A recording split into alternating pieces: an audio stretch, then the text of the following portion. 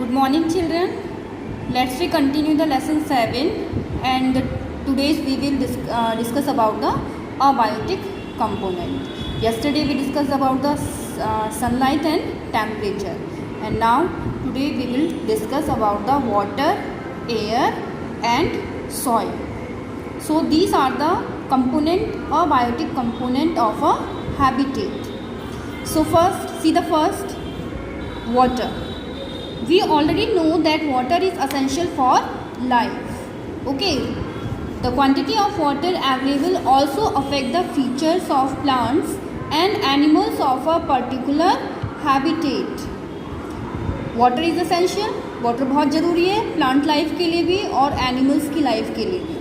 तो कितनी quantity available है किसी हैबिटेट में, वहाँ पर उसके अकॉर्डिंग प्लांट्स और एनिमल्स में उनके फीचर्स होते हैं जिससे कि वो अडेप्ट होकर के उस पर्टिकुलर हैबिटेट में सर्वाइव कर सकें. The desert plant have adapted themselves to survive in very less water. जो डेजर्ट प्लांट हैं उनके अंदर ऐसे अडेप्टेशंस होते हैं, ऐसे फीचर्स होते हैं जिससे कि वो कम पानी में, क्योंकि वहाँ पे अवेलेबिलिटी वाटर की कम होती है तो कम पानी में ही वो सर्वाइव कर सकते हैं. And whereas the plant growing near rivers और streams require a large amount of water. जबकि ऐसे प्लांट जो कि रिवर या किसी वाटर बॉडीज़ के नज़दीक हैं उनके पास तो अवेलेबल है, बहुत ज़्यादा पानी है, तो उनके अंदर उसी के अकॉर्डिंग उनके बॉडी के अंदर फीचर्स होंगे.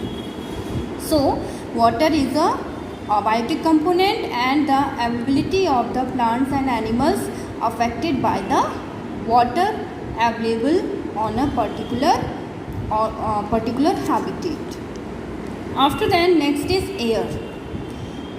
Fact as में है air is a mixture of gases. We know very well, and air is also essential for the living organism because it helps in the respiration. So we are surrounded by a thick layer of air called the atmosphere. हमारी अर्थ जो है उसके चारों तरफ air की एक thick layer है और इसे क्या कहा जाता है, atmosphere. Air is a mixture of several gases like oxygen, carbon dioxide, nitrogen etcetera. So air क्या है, कुछ गैसेस का मिक्सचर है, जैसे ऑक्सीजन है, कार्बन डाइऑक्साइड है, नाइट्रोजन है, और बहुत लेस अमाउंट होता है जैसे ऑर्गन का, हीलियम का, ओके, क्रिप्टॉन का. तो ये कुछ गैसेस हैं जो इनमें एयर में प्रेजेंट होती हैं. All organism take in oxygen from air and give out carbon dioxide. जितने भी लिविंग ऑर्गेनिज्म हैं रेस्पिरेशन करते हैं, ब्रीदिंग करते हैं, एयर को एयर के अंदर जो ऑक्सीजन प्रेजेंट है उसको तो इनहेल करते हैं and give out the carbon dioxide, carbon dioxide को रिलीज़ करते हैं. Plants take in carbon dioxide for the process of photosynthesis and release oxygen in this process. Plant भी कार्बन डाइऑक्साइड को लेते हैं फोटोसिंथेसिस के लिए. अभी रेस्पिरेशन की बात नहीं हो रही, प्लांट्स क्या कर रहे हैं, फोटोसिंथेसिस, फूड बना रहे हैं, तो वो क्या करते हैं, कार्बन डाइऑक्साइड को लेते हैं और बाय प्रोडक्ट क्या रिलीज़ करते हैं, oxygen. So the cycle of carbon dioxide and oxygen between the biotic and abiotic component plays an important role in maintaining their balance in nature. तो ये साइकिल चलती रहती है इन गैसेस की, कार्बन डाइऑक्साइड और ऑक्सीजन की साइकिल जो है between the biotic, it means living things, and abiotic component, जो गैसेस हैं वो क्या है, अबायोटिक कंपोनेंट है. तो ये मेंटेन रहता है और इसी मेंटेन करने वाले नेचर को क्या बोलते हैं, cycle of the gases. Okay, after then see in the information bit, many plants growing in water do not have roots. जो प्लांट पानी के अंदर ग्रो करते हैं उनमें रूट नहीं होती है, because there is a little requirement for absorption of water. क्योंकि ऑलरेडी वो पानी में है तो उनको तो अवेलेबल है, पानी बहुत ज़्यादा अवेलेबल है, इसीलिए उनमें रूट इतनी डेवलप नहीं होती है. क्योंकि रूट का फंक्शन क्या है, टू एब्जॉर्ब द वाटर, लेकिन ऑलरेडी वो वाटर के अंदर प्रेजेंट है प्लांट, इसीलिए उनमें रूट्स लेस होती है, यानी कि ज़्यादा डेवलप नहीं होती. For example Wolffia is a plant, they bear the smallest flower, उसमें छोटे छोटे फ्लावर्स आते हैं, again there are some in which roots develop only for fixation in the soil. उनमें सिर्फ क्या है, रूट्स इतनी डेवलप होती हैं कि वो सॉइल के अंदर सिर्फ फिक्स रह सकें. For example hydrilla. Okay, so this is the information about the hydrophytes. It means the plants which found in the water.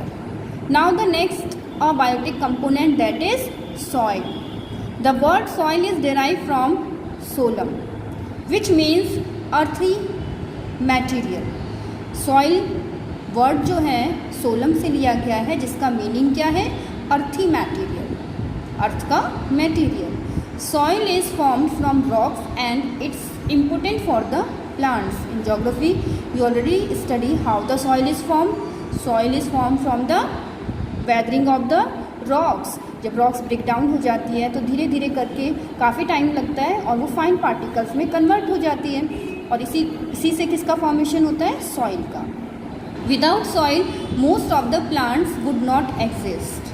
अगर सॉइल नहीं होगी तो प्लांट एग्जिस्ट नहीं करेंगे. And in the absence of plants other form of life would also not exist. और अगर plant नहीं होंगे तो ऑब्वियसली जो दूसरी लाइफ है, लाइक एनिमल्स हैं, वो भी सर्वाइव नहीं करेंगे. ओके, क्योंकि सॉइल का इम्पोर्टेंट फंक्शन क्या है, एक तो प्लांट को होल्ड करके रखना firmly in the soil. Okay, और एक है absorption of water from the soil. तो जब सॉइल ही नहीं होगी तो प्लांट नहीं मिलेंगे, और प्लांट नहीं होंगे तो because consumers are depends on the plants. Okay, heterotrophs are depends on the autotrophs. Plant पे डिपेंड है, इसीलिए वो भी एग्जिस्ट नहीं करेंगे. Soil consist of the following component. अब सॉइल जो हमारी सॉइल का फॉर्मेशन हुआ है वेदरिंग ऑफ रॉक से, उनमें कौन कौन से कंपोनेंट हैं, क्या क्या प्रेजेंट होता है सॉइल के अंदर. क्योंकि वाटर, मिनरल्स, ये सारे चीज़ें जो हैं रूट्स के थ्रू प्लांट एब्जॉर्व करता है, जो कि सॉइल में प्रेजेंट है. तो सॉइल में कौन कौन से कंपोनेंट हैं, soil particles of different size, अलग अलग साइज़ के सॉइल पार्टिकल्स लाइक स्टोन और ग्रेवल, सैंड, सिल्ट, क्ले, ये अलग अलग साइज़ के पार्टिकल्स हैं. कुछ बड़े होते हैं साइज़ में और कुछ छोटे होते हैं. जैसे सैंड के बिगर पार्टिकल्स होते हैं और क्ले के कैसे होते हैं, fine particle, but smaller than gravel and stone.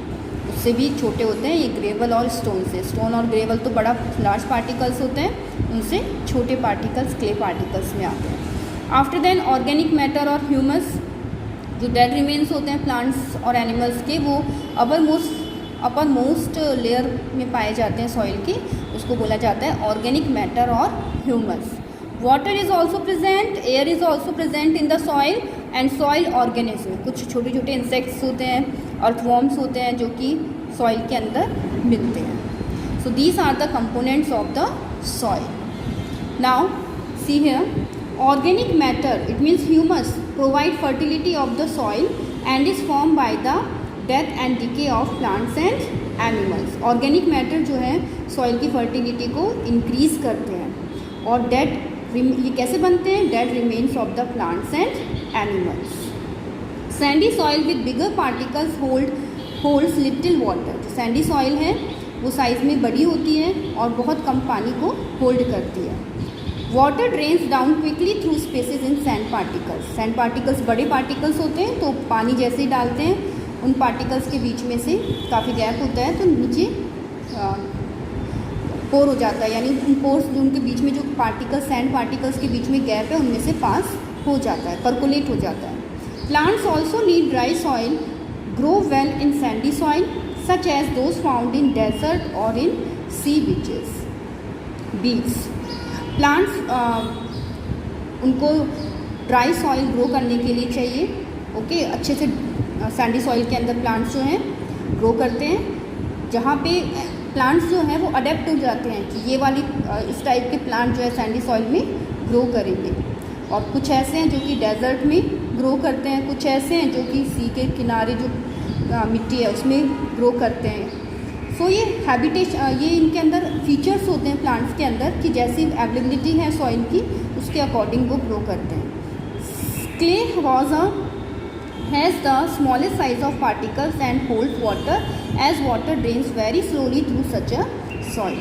Clay के अंदर के पार्टिकल्स फाइन पार्टिकल्स होते हैं, छोटे होते हैं, तो उनके अंदर गैप भी कम होता है, वो पानी को आसानी से होल्ड कर सकते हैं। तो जैसे उसमें पानी डालते हैं, क्योंकि उनके बीच में गैप बहुत कम है, तो पानी उसमें से पास नहीं होता, तो वो होल्ड करके रखते हैं पानी को। So the best soil for growing plant is one which a mixture of clay, silt and sand. Such a soil is called a loom soil.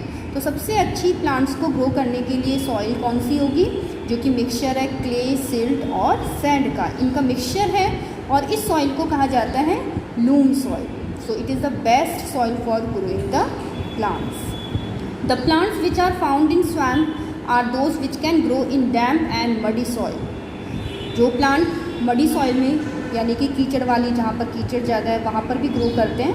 And these plants have develop adaptation to grow in such habitat. उनके अंदर इसी type के adaptations होते हैं, इसी type के features होते हैं प्लांट्स के अंदर, जिससे कि वो उस हैबिटेट के अंदर ग्रो कर सकें। Soil serves several functions, provide encourage to the plants, provide water and nutrients to the plants, and allow soil organism like earthworm, bacteria। Soil का फंक्शन मैं बता चुकी हूँ कि एक तो प्लांट को ये होल्ड करके रखते हैं, रूट्स फर्मली सॉइल को होल्ड करके रखती है, सपोर्ट करती है। वाटर और न्यूट्रिएंट्स प्लांट को सॉइल से ही मिलते हैं। इसके अलावा सॉइल के अंदर कुछ ऑर्गेनिज्म भी रहते हैं, जैसे कि earthworm and bacteria.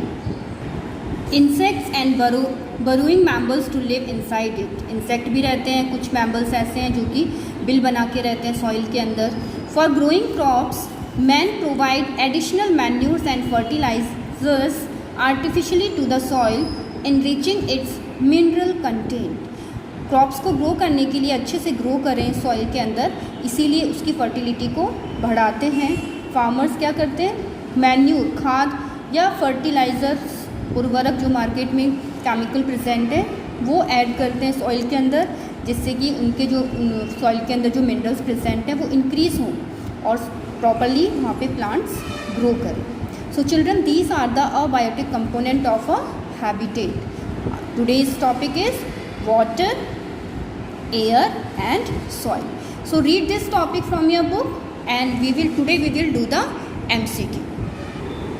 Now open page number 65 and see the MCQs. First, the place where an organism lives is called habitat. जहाँ वो जगह जहाँ पर ऑर्गेनिज्म रहते हैं उसे क्या बोला जाता है, habitat. The stem of cactus is green in order to carry out photosynthesis. Cactus desert plant है, उसका स्टेम ग्रीन कलर का होता है क्योंकि फोटोसिंथेसिस स्टेम के थ्रू ही होता है। Which of the following is an amphibian. Amphibian वो ऑर्गेनिज्म हैं और एनिमल्स हैं जो कि लैंड और वाटर दोनों में मिलते हैं। So frog is the answer. So do these MCQs in your book as well as in your notebook. Thank you.